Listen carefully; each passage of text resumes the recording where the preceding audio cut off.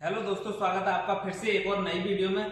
तो दोस्तों आज का हमारा टॉपिक है इन्वर्टर मॉडल फ्रिज को नॉन इन्वर्टर में कैसे कन्वर्ट करें। ठीक, हमारे पास गोदरेज कंपनी का एक फ्रिज है, इसी को हम इन्वर्टर मॉडल से नॉन इन्वर्टर मॉडल में इसको कन्वर्ट करने वाले हैं। तो हमको क्या क्या इस फ्रिज में बदलाव करने पड़ेंगे या फिर इस फ्रिज की क्या ऐसी वजह रही जिससे हम नॉन इन्वर्टर में इसको कन्वर्ट कर रहे हैं। ठीक, ये फ्रिज गोदरेज कंपनी का डबल डोर फ्रिज है। ये इन्वर्टर मॉडल है, डीसी यानी कि इसमें जो कंप्रेसर लगा हुआ है वो पीसीबी के द्वारा ऑपरेट होता है। ठीक है, इसका जो पीसीबी है वो खराब हो चुका है। ये फ्रिज ज्यादा पुराना है नहीं, 2023 का मॉडल है। ठीक, पीसीबी इसका मार्केट के अंदर हमारे यहाँ मिला नहीं, अगर मिल भी जाता तो भी वो 3000 के समथिंग इसका रेट होने वाला था। ठीक, तो इसको हम आज नॉन इन्वर्टर में कन्वर्ट करेंगे।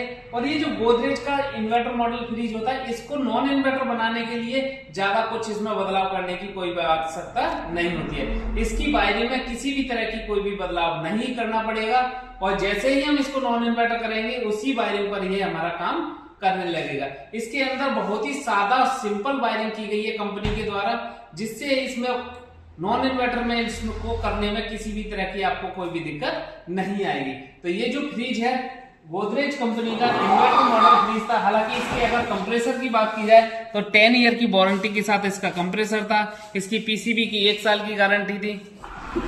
पीसीबी इसका खराब हो चुका है और इसके अंदर जो कंप्रेसर लगा हुआ है दोस्तों, ये डीसी मॉडल कंप्रेसर लगा हुआ है, पीसीबी से चलने वाला।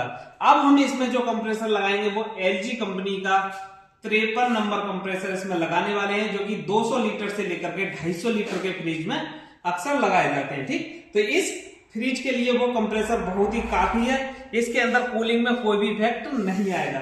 अब बात करते हैं कि इसके अंदर हमें क्या क्या बदलाव करने पड़ेंगे। तो ये जो दोस्तों ये फ्रिज है गोदरेज कंपनी का डबल डोर, इसके अंदर जैसे सेम नॉन इन्वर्टर जो फ्रिज होते हैं वही सेम वायरिंग इसके अंदर की गई है। कंपनी ने सिर्फ एक ही बदलाव इसके अंदर किया है कि पीसीबी लगा करके इसमें डीसी कंप्रेसर को रख दिया गया है, जिसमें कि हमारा ये कंप्रेसर ये जो फ्रिज हो गया वो इन्वर्टर मॉडल हो गया। इसके अंदर पूरा जो वायरिंग है वो यानी कि double door non inverter model का पूरा वायरिंग है। डिफास्ट टाइमर वगैरह इसके अंदर सारे कुछ लगे हुए हैं। इसके अंदर सेंसर कोई भी नहीं है और ना ही इसके अंदर ऐसी कोई वायरिंग है जो कि इन्वर्टर मॉडल और नॉन इन्वर्टर मॉडल में अलग हो। ठीक है, ये बहुत ही सादा सिंपल वायरिंग के साथ कंपनी ने इसको बनाया। इसी फ्रिज को नॉन इन्वर्टर करने में किसी भी तरह की कोई भी दिक्कत नहीं आती है और सबसे आसान जो फ्रिज बनता है नॉन इन्वर्टर वह गोदरेज का यही मॉडल है, जो इसको बनाने में हमें कोई भी वायरिंग की बदलाव करने की आवश्यकता नहीं होती है। ठीक, तो मैं आपको पहले इसका दिखा दूं किस तरह से इसका वायरिंग है। तो दोस्तों ये है हमारा इसका मेन केबल। मेन केबल के बाद हमारा एक फ्यूज लगा हुआ है और यही है हमारा डिफॉस्ट टाइमर। ठीक है, यही टाइमर हमारे नॉन इन्वर्टर फ्रिज में मिलता है और यही टाइमर हमको इन्वर्टर मॉडल फ्रिज के अंदर भी मिल चुका है। ठीक, डबल डोर इन्वर्टर फ्रिज के अंदर सेंसर लगे हुए होते हैं, पर इसके अंदर क्या है, डिफॉस्ट टाइमर है। ठीक है, कंपनी ने इसमें क्या बदलाव किया है कि जहां ये हमारा पीसीबी का बॉक्स है, ठीक, इसको खोलने के लिए ये हमारा पीसीबी का बॉक्स है, इसी के अंदर इसका पीसीबी रखा हुआ है। तो मैं आपको दिखाता हूं इसमें कंपनी ने क्या चालाकी की है और इसको नॉन इन्वर्टर को इन्वर्टर मॉडल किस तरह से बना दिया गया है। ठीक, इस तरह से आप देख सकते हैं। ठीक है, अब देखो दोस्तों इसमें क्या किया गया है कि इन्होंने एक छोटा सा पीसीबी कार्ड लगा करके इसमें इन्वर्टर मॉडल का कंप्रेसर रख दिया है। ठीक, पूरा जो फ्रिज है वो नॉन इन्वर्टर है। नॉन इन्वर्टर में ही हमारा डिफॉस्ट टाइमर आता है। सेम उसी तरीके का इसमें वायरिंग किया गया है। क्या है कि जिन वायरों पर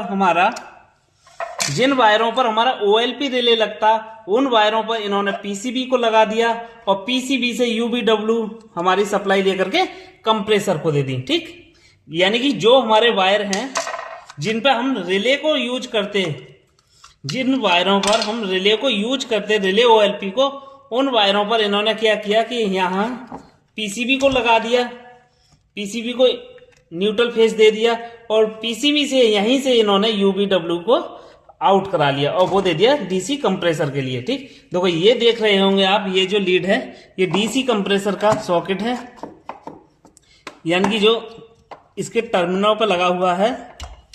ठीक, ये तो लग जाता है हमारा इस पीसीबी के यहां इस तरह से। ठीक, दोस्तों UVW जो सप्लाई है वो इस तरह से इसमें लग चुकी है, ठीक है। ये आप सॉकेट देख पा रहे होंगे, ठीक। यही हमारा पीसीबी है और इन वायरों पर हमारे ये दो वायर हैं। एक तो इसमें अर्थिंग का वायर है, बॉडी अर्थ का, और एक हमारा फेस और एक हमारा न्यूट्रल है। इन्हीं पर, इन वायरों पर हमारा OLP और रिले लगता है। तो इसमें DC कंप्रेसर रखने के बाद ये सप्लाई इसने दे दी पीसीबी के लिए इस तरह से, और इसी वायरिंग के साथ ये हमारा फ्रिज बना दिया इन्वर्टर मॉडल फ्रिज, ठीक है। तो इसके अंदर वायरिंग जो है वो बिल्कुल नॉन इन्वर्टर की है और इसको बना रखा है इन्वर्टर मॉडल, ठीक है। अब हम इसको नॉन इन्वर्टर जब बनाएंगे तो क्या क्या हमें बदलाव करने पड़ेंगे। तो ये जो UVW टेस्ट जो हमारा प्लग है इसको तो कर देंगे हम लोग अलग, बिल्कुल पीसीबी हो गया हमारा अलग, ठीक। अब समझते हैं इसके अंदर जो डिफॉस्ट टाइमर है ये भी जैसा है वैसा ही लगा रहेगा, इसकी भी कोई भी वायरिंग हमको नहीं छेड़नी। हमारे पास जो पीसीबी के लिए ये दो वायर आ रहे थे, जो सॉकेट आ रहा था, इसमें एक फेस वायर है और एक हमारा न्यूट्रल का वायर है, ठीक है। इसको कैसे पहचान लें ये फेस है या न्यूट्रल है वो मैं आपको आगे बताऊंगा, ठीक। और ये जो ग्रीन वायर है ये हमारा अर्थिंग यानी कि बॉडी अर्थ का, ये कहीं ना कहीं हमारे फ्रिज के अंदर टच होगा, जिससे हमारे जो मकानों के अंदर अर्थिंग वायर का जो अर्थिंग की जाती है उसके लिए काम आता है। इसका अलग मैटर है। केवल जो फेस न्यूट्रल का वायर है ये दोनों है हमारा, एक ग्रे कलर का और एक ब्लैक कलर का, ठीक है। अब चलिए दोस्तों, अब मैं आपको इसकी वायरिंग को बताता हूं, ठीक। तो ये है हमारा इसका मेन प्लग। इस पे आपको दिख रहा होगा इधर लिखा हुआ है न्यूट्रल और इधर लिखा हुआ है लाइन, यानी कि एक तरफ L लिखा हुआ है एक तरफ N लिखा हुआ है, ठीक है। तो एक पिन हम इस टेस्टर की न्यूट्रल पर रखेंगे और जहां हमारा इन दोनों वायरों में जहां न्यूट्रल आ रहा होगा वहां हमारा जो टेस्टर है वो ग्लो करेगा, ठीक। इस तरह से देख सकते हो आप, हमारा जो टेस्टर है वो ग्लो, यानी कि यहां तो हमारी न्यूट्रल की सप्लाई आ रही है और यहां हमारी फेस की सप्लाई आ रही है, ठीक, इस तरह से, ठीक। हम इस फेस वाले पर रखेंगे तो हमारा ये पूरा मीटर जलने लगा, ठीक है। न्यूट्रल वाले पर भी हमारा मीटर जल रहा है तो इसका मतलब नहीं है कि इसमें न्यूट्रल, क्योंकि इस पूरे सिस्टम के अंदर से हमारी जो है वायरिंग घूम करके आ रही है, डिफॉस्ट टाइमर यानी हीटर वगैरह इसमें लगा हुआ है, इस वजह से हमारा जो न्यूट्रल पर भी ये हमारा बल्ब ग्लो हो रहा है, ठीक है।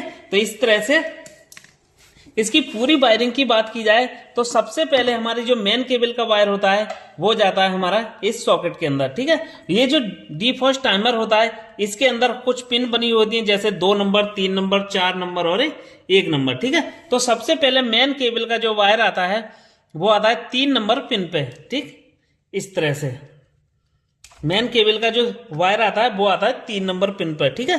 फेस वायर, ठीक है, जो लाइन है हमारी वो है हमारा ये वाला वायर और ये आएगा हमारा 3 नंबर पर, ठीक, इस तरह से।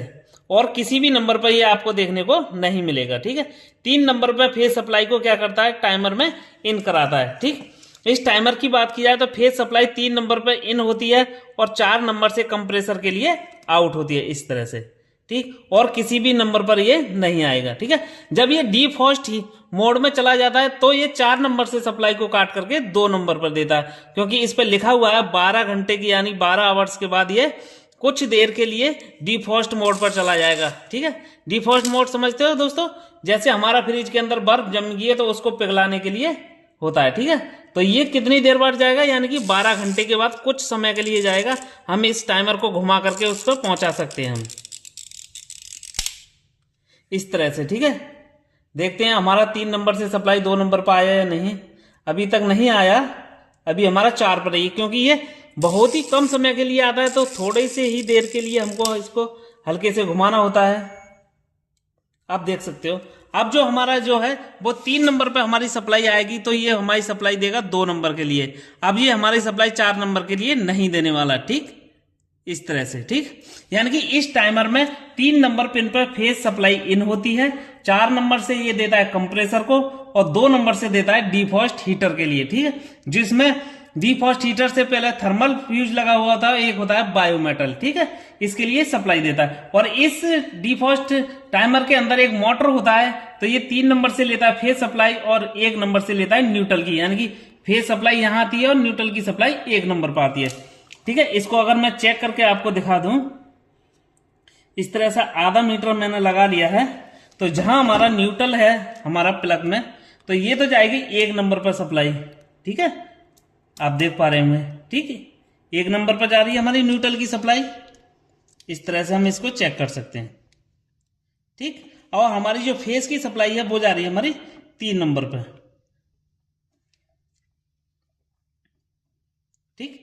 हमारी 3 नंबर पर सप्लाई पहुंच चुकी है। और जो आउट हो रही है अभी, जो मैंने इसको घुमा करके कर दिया है 2 नंबर पर, ठीक। जैसे ही ये 2 नंबर से डिफॉस्ट हीटर यानी कि डिफॉस्ट से अलग होगा, जैसे ही हमारी 3 नंबर से सप्लाई इन होगी और 4 नंबर से आउट करने लगा कंप्रेसर को, ठीक है। अब मैं आपको दिखाऊं कि जो कंप्रेसर पर सप्लाई आ रही है या नहीं। तो ये है हमारा फेस का वायर, और 4 नंबर पे मैं लगाऊंगा तो यहाँ ये दोनों वायर क्या है, एक है, ठीक है। और ये जो है हमारा न्यूट्रल है, तो ये हमारा 1 नंबर से चलना चाहिए, ठीक, इस तरह से, ठीक। तो शुरू से इसका वायरिंग में आपको बताऊं कि ये फेस सप्लाई है, सबसे पहले जाती है, इसके अंदर एक थर्मोस्टेट लगा हुआ है, थर्मोस्टेट से बाहर आकर हमारे डिफॉस्ट के 3 नंबर पर आती है, 3 नंबर से 4 नंबर से देता है ये कंप्रेसर के लिए, 2 नंबर से देता है डिफॉस्ट हीटर के लिए, और 1 नंबर से इसका खुद का मोटर चलता है, यानी कि 3 नंबर से ये सप्लाई फेस की लेता है और 1 नंबर से न्यूट्रल की लेता है, ठीक है। इस तरह से इसका पूरा वायरिंग है, ठीक है। अब हम इसको नॉन इन्वर्टर जब करेंगे तो इसके अंदर और क्या क्या बदलाव हमको करने पड़ेंगे, ठीक है। तो ये जो फ्रिज है हमारा 2023 का मॉडल है, तो इसके अंदर ज्यादा कुछ हम बदलने वाले नहीं है। इसके अंदर R600 गैस है, तो पहले तो इसका कंप्रेसर बदला जाएगा और ये पीसीबी हमारी अलग हो जाएगी। इस पीसीबी से अब हम कोई भी मतलब नहीं है, ठीक है। पीसीबी हमने कर दी साइड, और इसका वायरिंग भी हमको कुछ भी नहीं बदलना, ठीक है। इसके अंदर अब हम इस कंप्रेसर को निकालेंगे, इस कंप्रेसर को निकालने के बाद इसकी डिस्चार्ज लाइन को काटेंगे और इसकी सक्शन लाइन को काटेंगे। कंप्रेसर हमारा निकल जाएगा बाहर, फिर इसमें लगाएंगे हम LG का 53 नंबर कंप्रेसर, जो कि 200 से लेकर 250 लीटर के फ्रिज के लिए यानी कि अच्छा रहता है, क्योंकि वो इसकी जो क्षमता होती है वो 200 से 250 लीटर के फ्रिज में आसानी से काम करता है, जिसका नंबर है LG का 53 नंबर, ठीक है। अब हम इस कंप्रेसर को बाहर निकालते हैं, इसको निकाल करके उसे नया कंप्रेसर रखते हैं।